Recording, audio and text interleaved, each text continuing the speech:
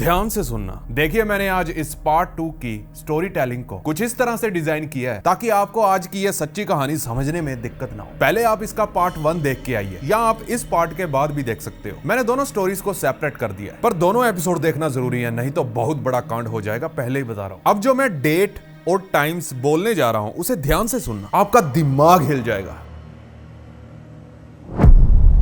12 जून सन 1994, Brentwood, LA. शाम के 6:30 Nicol brown, जो कि अमेरिकन फुटबॉल प्लेयर ओजे सिम्पसन की एक्स वाइफ थी, वो अपनी फैमिली के साथ मेजलूना नाम के रेस्टोरेंट में पहुंचती है। लेकिन वो 9 बजे से पहले अपने घर आ जाते हैं। 9:15 निकोल ब्राउन की सिस्टर रेस्टोरेंट पर फोन कॉल लगाती है। वो बोलती है, हेलो, हम थोड़ी देर पहले आपके रेस्टोरेंट पर आए थे और मेरी माँ शायद अपना चश्मा वहां भूल गई है। रिसेप्शनिस्ट ने कहा, हाँ, आपकी माँ का चश्मा यहीं पर पड़ा हुआ है। जिसके बाद रॉन गोल्डमैन, जो कि उस रेस्टोरेंट में पार्ट टाइम वेटर की जॉब करता था, वो निकोल की सिस्टर को कहता है कि शिफ्ट खत्म होने के बाद वो निकोल को उसकी माँ का चश्मा दे आएगा। फॉर योर इंफॉर्मेशन, मैं आपको बता दूं, रॉन गोल्डमैन और निकोल एक दूसरे के काफी करीब थे। वो दोनों पिछले 6 हफ्ते से रेस्टोरेंट में एक साथ डिनर कर रहे थे। खैर, अब उसी रात की टाइमलाइन पर वापस आते हैं। अराउंड 9 से 9:30 बजे के बीच निकोल ब्राउन का एक्स हस्बैंड ओजे सिम्पसन और उसका किराएदार, जिसका नाम था ब्रायन काटो, वो दोनों मैकडोनल्ड्स में जाकर बर्गर शर्गर खाते हैं। 9:37 वो दोनों पेट पूजा करके घर की ओर निकल पड़ते हैं। 9:45 ओजे सिम्पसन और उसका किराएदार घर पहुंच जाते हैं। 9:50 रेस्टोरेंट का वेटर रॉन गोल्डमैन रेस्टोरेंट से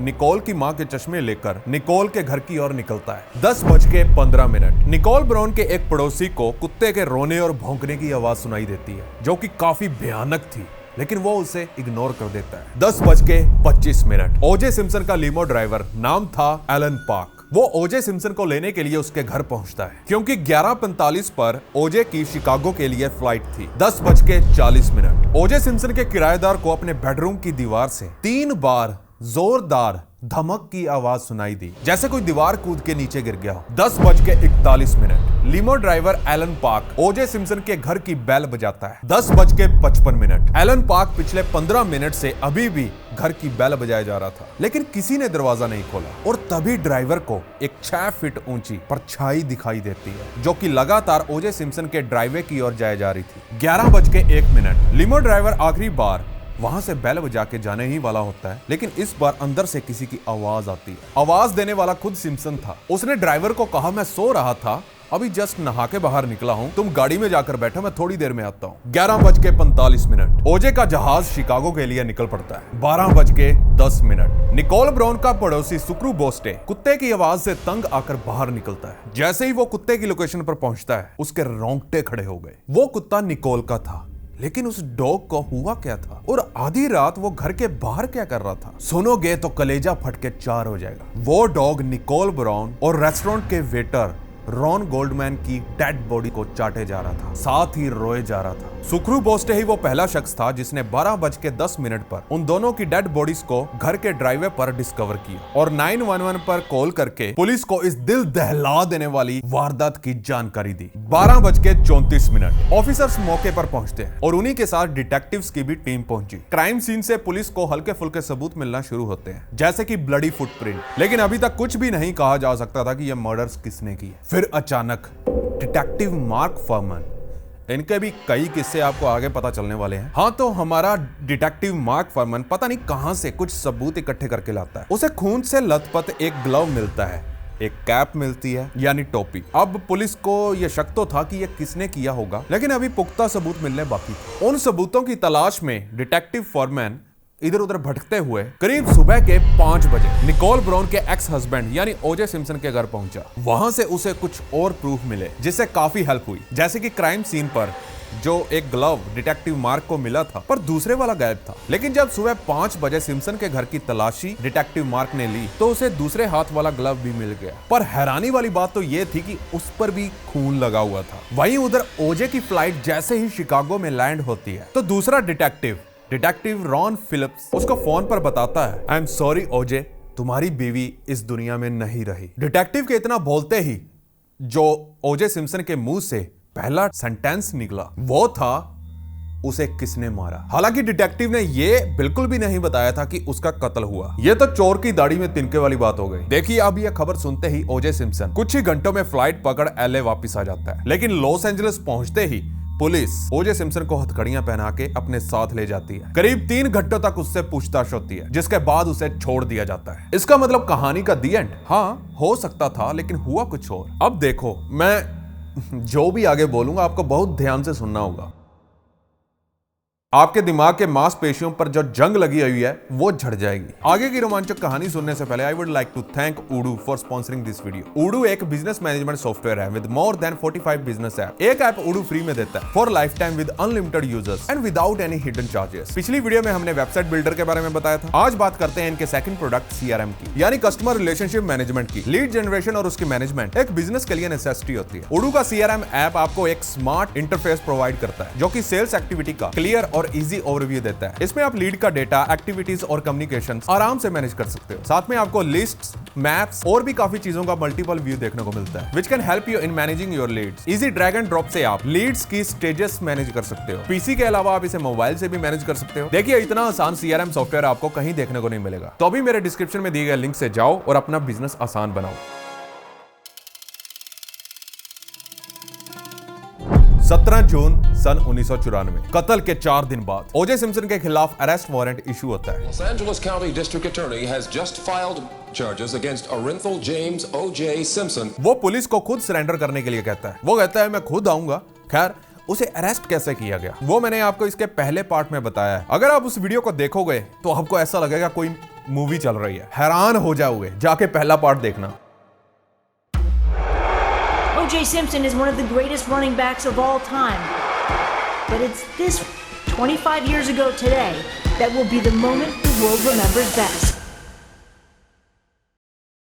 दिमाग हिल जाएगा। इस वीडियो के बाद भी देख सकते हो। हालांकि कुछ कमेंट्स आए थे कि भाई आप ग्लोरीफाई कर रहे हो, इसलिए जो रोमांचक थोड़ा अलग सी वीडियो जो पहले बनाई थी उस तरह की मैं ये नहीं बना रहा हूं, ताकि किसी को मौका ना मिल जाए मेरे ऊपर टिप्पणी करने का। और हाँ, सॉरी गाइस यार, वीडियो बहुत ज्यादा लेट आई। ये वीडियो 1 मंथ पहले ही आ जानी थी, पर YouTube ने इसे वर्ल्ड वाइड ब्लॉक कर दिया। पता नहीं कौन सा रीजन था, पर काफी मुशक्कत के बाद मैं इस वीडियो को वापस ले आया।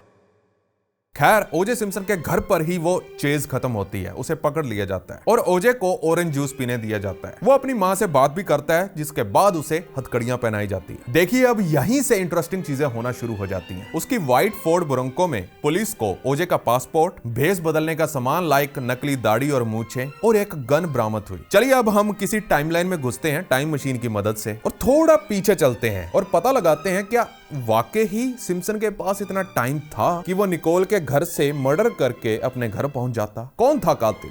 लेट्स सी, थोड़ा पास्ट में चलते हैं।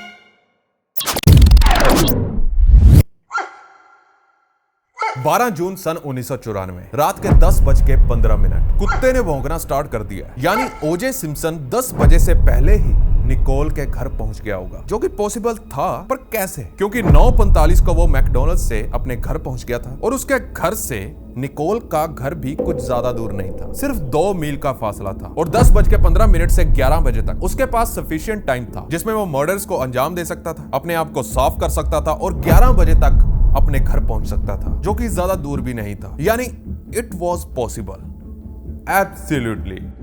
चलो अब डीएनए एविडेंस पर आते हैं। डिटेक्टिव मार्क फरमन को जो खून से सना ग्लव क्राइम सीन से मिला था, टेस्टिंग से पता चला कि निकोल ब्राउन और रॉन गोल्डमैन के ब्लड के अलावा उस दस्ताने पर ओजे सिम्पसन का भी ब्लड पाया गया। और जो सेकंड ग्लव जो उन्हें ओजे सिम्पसन के घर से मिला था, उसके ऊपर भी उन तीनों के खून के निशान पाए गए। मर्डर्स के बाद जब ओजे का इंटरव्यू लिया गया तो डिटेक्टिव्स ने नोटिस किया कि ओजे की एक फिंगर पर कट लगा हुआ है। हो सकता है ग्लव से उसने अपने फिंगर को साफ किया। और जो टोपी डिटेक्टिव को क्राइम सीन से मिली थी, उस पर भी सिर्फ ओजे सिम्पसन के बाल थे। यही नहीं, ओजे के घर से एक खून से लथपथ जुराब भी मिली, जिसके ऊपर भी निकोल का खून लगा हुआ था। अब ये तो इत्तेफाक नहीं हो सकता। और जो ब्लडी जूतों के निशान निकोल के घर से मिले थे, वो भी ओजे सिम्पसन के शू साइज से मैच कर रहे थे और सेम पैटर्न वाले शूज वो ऑन करता था। लेकिन पुलिस को उसके घर से वो शूज बरामद नहीं हुए। हो सकता है छिपा दिए होंगे। एक और एविडेंस यानी मर्डर वेपन, जो कि एक नाइफ थी, वो भी मिसिंग थी।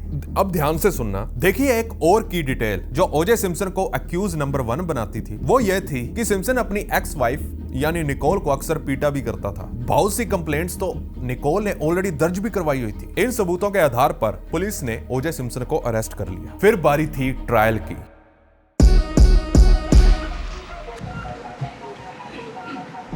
जनवरी 1995 मीडिया वालों ने कोर्ट रूम में कैमरास लगाना शुरू किया, क्योंकि वहां एक ऐसा शख्स पहुंचने वाला था जिसे बच्चा वाकिफ था, यानी ओजे सिम्पसन। यह पहली बार था जब कोर्ट रूम में कैमरा लगा के हर एक डिटेल को टीवी पर लाइव दिखाया गया। लोगों के लिए यह एक रियलिटी शो बन गया था और कोर्ट रूम के बाहर एक सर्कस जैसा माहौल था, मानो जैसे लोग पिकनिक बनाने आए हो। यह केस अगले 9 महीने तक टीवी पर लाइव चलना था। फिर आखिरकार आती है वो तारीख जब इस केस का फैसला सुनाया जाना था।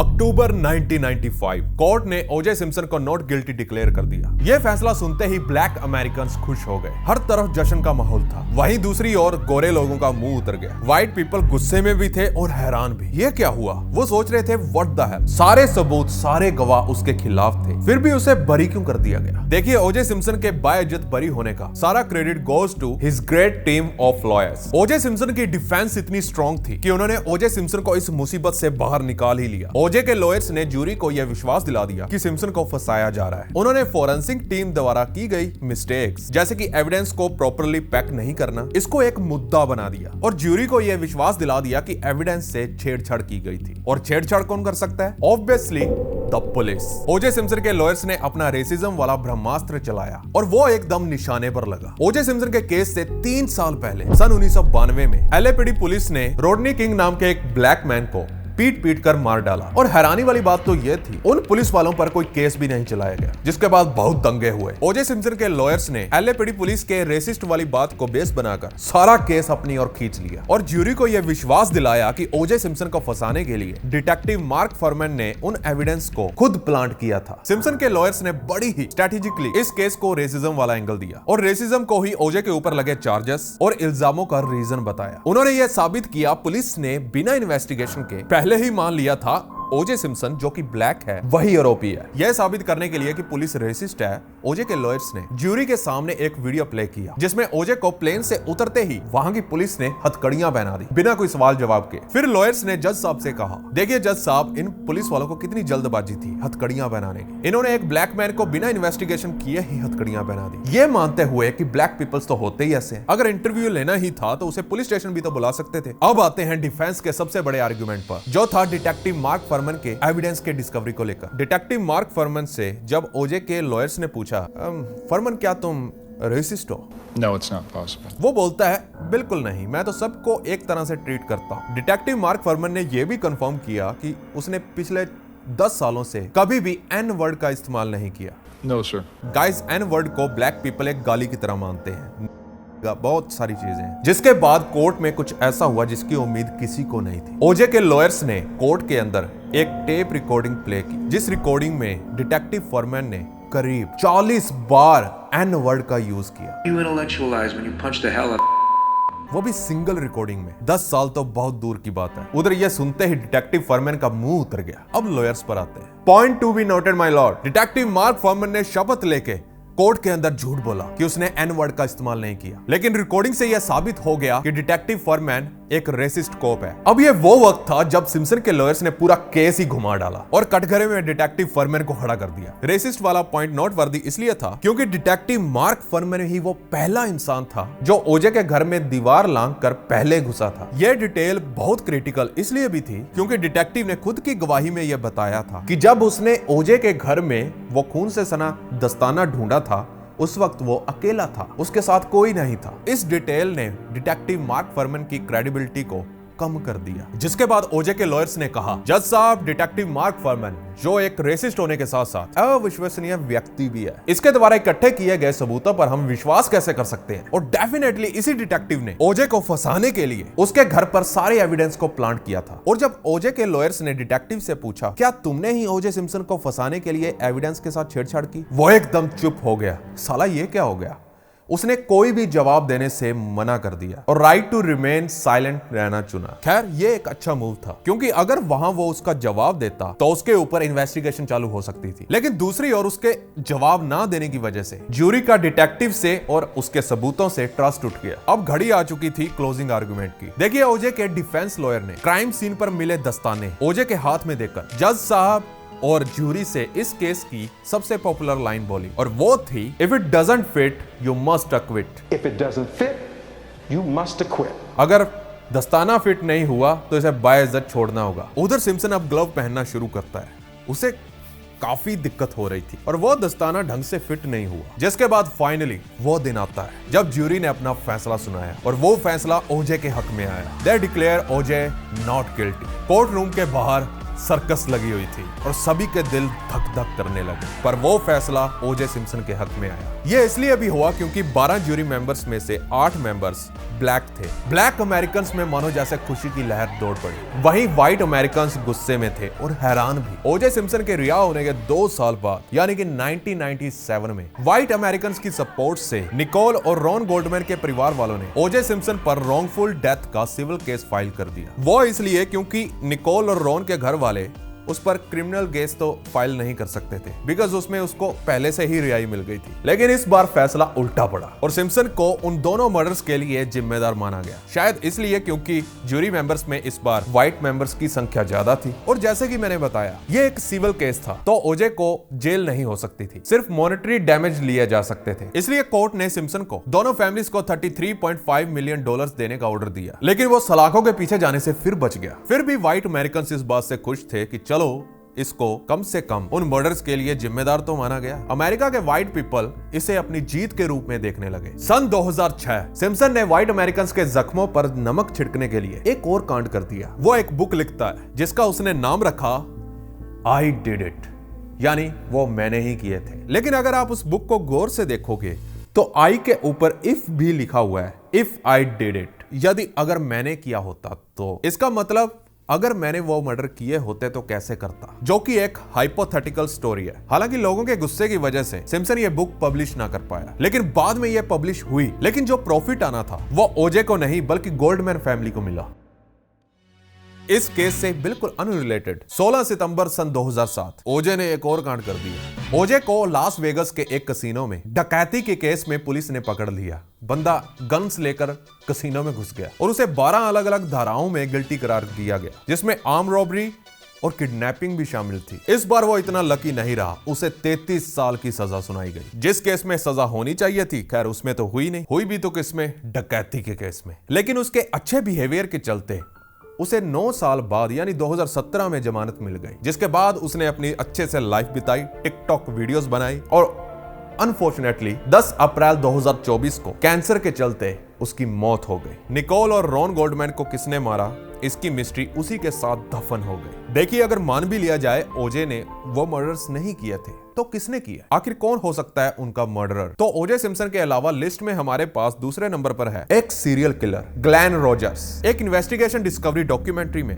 ग्लेन रोजर्स के भाई क्ले रोजर्स ने यह क्लेम किया था कि ग्लेन रोजर्स ने उसके सामने ही यह कन्फेस किया था कि उसने ही निकोल और रॉन का मर्डर किया। क्ले रोजर्स ने यह भी बताया उस रात ग्लेन रोजर्स भी काम के सिलसिले में उसी एरिया में था। इंटरेस्टिंग बात तो यह थी कि ग्लेन रोजर्स ने ओजे सिम्पसन के बारे में कुछ ऐसा खुलासा किया जिसे सुन आप भी हैरान हो जाओगे। उसने बताया ओजे सिम्पसन ने उसे निकोल के घर से ईयररिंग चुराने को कहा और यह भी कहा था अगर निकोल सामने आए तो उसे भी टपका देना। हो सकता है रोजर्स की कहानी झूठी हो, वो तो वैसे भी मरने वाला था क्योंकि उसे मौत की सजा हुई थी। उसने सोचा मौत से पहले अगर मैं इस केस में घुस जाता हूं तो उससे उसका रुतबा और भी बढ़ जाएगा। चलिए अब लिस्ट के नेक्स्ट सस्पेक्ट की ओर बढ़ते हैं। उसका नाम था ओजे सिम्पसन का बड़ा बेटा जेसन सिम्पसन, ओजे की फर्स्ट मैरिज की संतान। बिल डियर नाम के एक प्राइवेट इन्वेस्टिगेटर के बुक के अकॉर्डिंग जेसन एक नंबर का गुस्सैल लड़का था। निकोल और रॉन के मर्डर्स के टाइम पर जेसन जमानत पर था क्योंकि उसने अपनी बॉस पर नाइफ से अटैक कर दिया था। जेसन ने इससे पहले भी अपनी गर्लफ्रेंड्स पर भी अटैक किया था। एक गर्लफ्रेंड के तो उसने बाल भी काट दिए थे। डियर ने अपनी बुक में यह भी बताया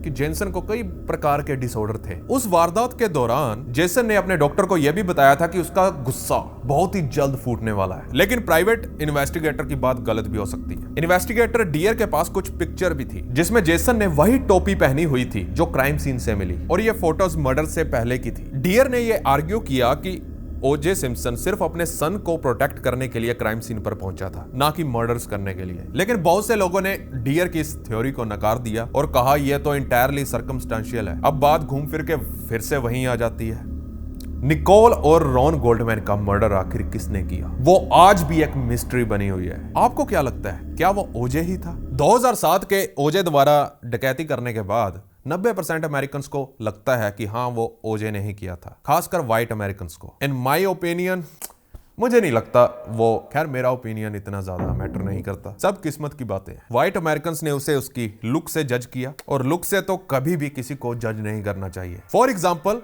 खैर आज बात कर ही लेते हैं, बहुत टाइम से पेंडिंग थी, चलो आज कर लेते हैं। मुझे कई कमेंट्स आते रहते हैं मेरे हेयर्स को लेकर। मैं सबको बता दूं, आई लव माई हेयर्स। कुछ लोगों के कहने से मैं घंटा इसे चेंज नहीं करने वाला। देखिए, जो लोग पिछले 7-8 साल से मेरे साथ जुड़े हुए हैं, वो लोग यहाँ सिर्फ मेरी स्टोरी टेलिंग को सुनने आते हैं। उन्हें घंटा कोई फर्क नहीं पड़ता मेरे हेयर स्टाइल से। इस तरह की प्रॉब्लम्स सिर्फ जेनजी जनरेशन में देखी जा रही है। जेनजी जनरेशन में पेशेंस बिल्कुल खत्म होता जा रहा है। इन्हें स्टोरी को डिटेल में सुनना बिल्कुल पसंद नहीं। आप मेरी पिछली वीडियो में जाइए, आपको ढेरों कमेंट्स मिल जाएंगे। यह जनरेशन टाइम स्टैम्प टाइप कर देती है कमेंट सेक्शन में कि वीडियो को यहां से सुनो, सारी स्टोरी पता चल जाएगी। व्हाट द हेल भाई, इन्हें बस सीधा बता दो कि हाँ दिल्ली में रेडिएशन लीक हुआ था, बस और कुछ नहीं। डिटेल की भाड़ में कुछ सुनना ही नहीं है। देखिए, ये बहुत ही सीरियस इशू है इन जेनजी जनरेशन में। शॉर्ट्स और रील्स ने इनको अंदर से इतना खोखला बना दिया है, इनका पेशेंस तो बिल्कुल खत्म हो गया है। इन्हें सब कुछ हाथों हाथ चाहिए।